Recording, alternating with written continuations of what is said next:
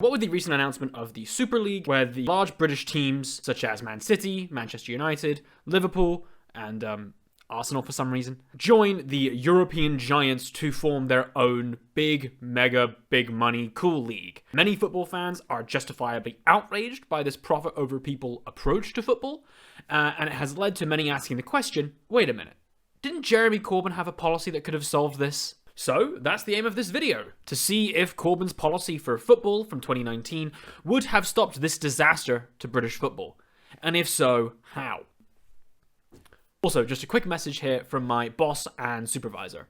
Please subscribe to Street of the Future. One more time. Please subscribe to Street of the Future. Hell yeah. So very briefly, the plan for this league is similar to the NBA, where most likely there's going to be no relegation or promotion. You just play in a big league and you maybe win. People are very pissed about this, as it represents the owners of football clubs further removing the teams from their local areas, removing the underdog stories of the Premier League, the small playing the big, and totally alienating any local rivalries and communities that come with the game. Matches won't be a big community event where you all get on the train and get hammered from 12 PM, but will instead be private matches for the uber wealthy held in Miami or Qatar. If you want a deep dive into the problems of this move, I would recommend checking out the Kickoffs debate. It's very thorough and goes through a lot of the issues that many of us have. However, I'm going to assume that if you're here, you're already pissed off. So Boris Johnson recently came out and said he vows to try and do everything within his legal power to prevent the Super League. Currently said he's meeting with the football bosses, but he hasn't really said how this is going to happen. There isn't a concrete way of going about this apart from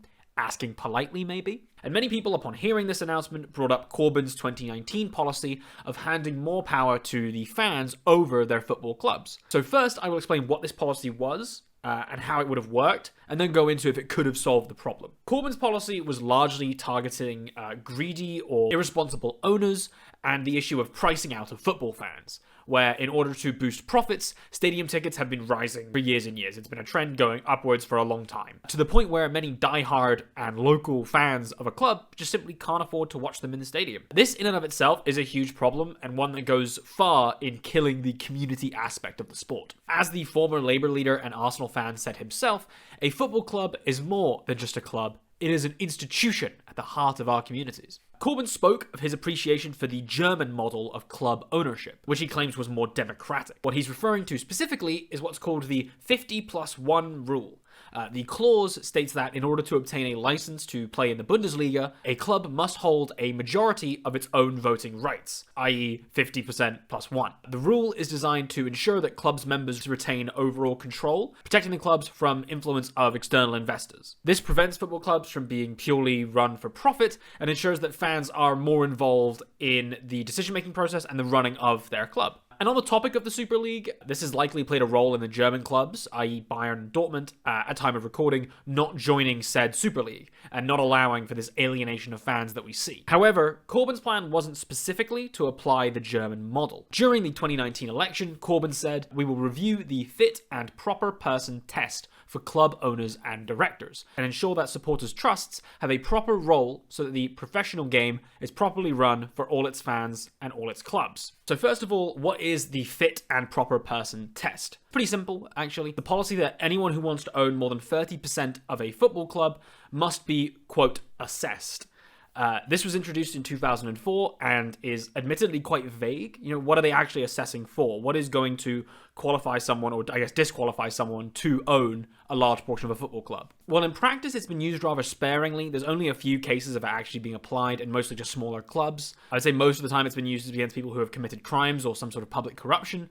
For example, in 2009, Stephen Vaughan, then owner of Chester City, failed the test due to alleged VAT fraud. Or it's also been used against those who they simply deem to not have the funding to be able to run a football club, such as in 2014 with Louis Tomlinson, the former member of the boy band One Direction. His business partner, John Ryan, was denied to be able to be an owner of the club they were attempting to purchase because he simply didn't have the funds. So Corbyn said he wanted to review this system and potentially bolster its use, and specifically put more power from this process in the hands of supporters' trusts, which in terms of British football are a formal, democratic and non-profit organisation run by fans who attempt to strengthen the influence that supporters have over the running of the club they support. If a football club wanted to join a new controversial league, the members of the supporters' trust can vote and potentially veto this. So in a sense, this part of Corbyn's plan would be to empower democratically run fan groups to have a say over who owns their club. So basically a sort of football fan union or worker-owned co-op. Corbyn also aimed to legislatively empower football supporters' trusts further by allowing them to be able to purchase communal shares and appoint or remove at least 2 club directors. Once again, giving fans more self-determination over their football club. It was never really laid out specifically how this legislation would work, but essentially it would facilitate and or assist supporters' trusts in buying portions of their club. On top of this, there were plans to decrease/cap football ticket prices and ensure more grassroots investment from Premier League profits. But that isn't relevant to the Super League. So in summary, Corbyn's plan largely revolved around empowering democratic supporters' trusts, giving them more say in who owns their clubs in terms of the fit and proper person test, and providing the means to which trusts can become part owners of their club, potentially with some control over directors, and overall giving them more control over how their club is run, be it in terms of who is actually in charge of the club specifically, or allowing them to have a stronger seat at the table and more negotiating power. Personally, I like this plan. I think it's a great idea to incorporate the desires of fans in a club, and it could go a long way in lowering ticket prices and preserving the communal aspect of the sport that is so incredible. On to the question now, could it have prevented the top clubs ditching the Premier League for the Super League? I'd say it probably would. It would depend on club to club, but giving fans control over, say, who the director or owners are would prevent people coming in who are there purely for profit. People who are there to bleed the club dry, kill any sort of passion or love in the community, and eventually killing the club and or team as a whole. Cough, cough.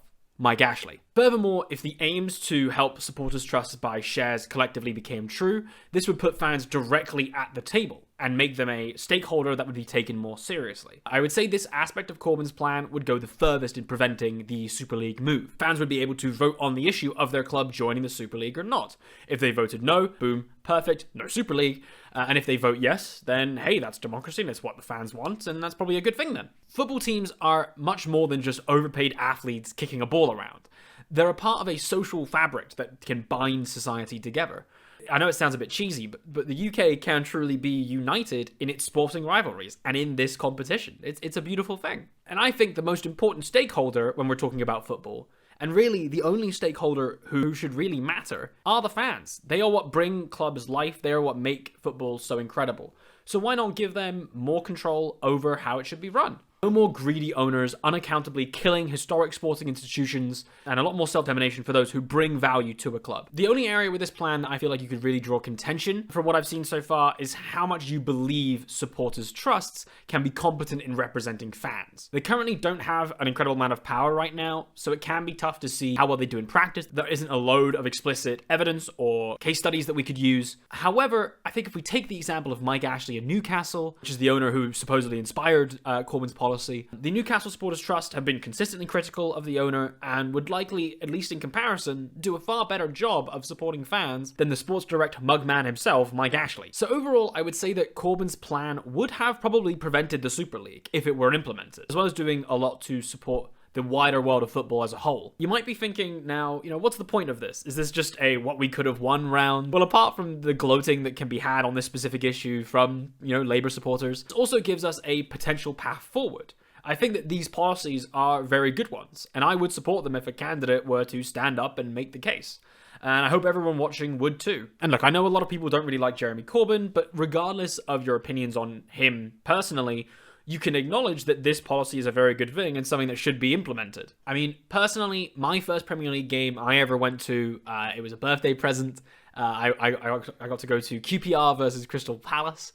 Arriving at the stadium was an amazing experience. There's loads of fans swarming outside, chanting and singing. The atmosphere is incredible, and it really rekindled my love for football at the time. Also, it was pretty beautiful to watch someone throw a pie at Speroni, but that's a whole nother story. And this move towards the Super League, killing the excitement for games like this for these smaller clubs, is truly heartbreaking to me. This has been Could Jeremy Corbyn Have Prevented the Super League? I hope you enjoyed this quick dive into footballing rules and regulations and the future of the sport. And I hope that you leave this video with some sort of idea of how we can hopefully move forward and potentially rally around this issue. Because I think it's, it's something that I think would be an incredible progression for the football as a sport, and I hope everyone could get behind it. And yeah, thanks so much for watching. Please like and subscribe and comment if you've enjoyed this video. All of those things would be amazing. Let me know down below if you think this policy would actually help. If you disagree, please let me know why. And what you actually think of the Super League as well, because from what I've seen, the reaction is totally negative. However, I could be wrong on that. Maybe people are more fans of it than I am personally. And yeah, throw a like, throw a subscribe. It would really help me out. We're nearly on 1,000. Once we hit that, I'm doing a celebratory live stream for getting monetized, hopefully, fingers crossed, and that would be incredible. Thank you so much for watching. See you around.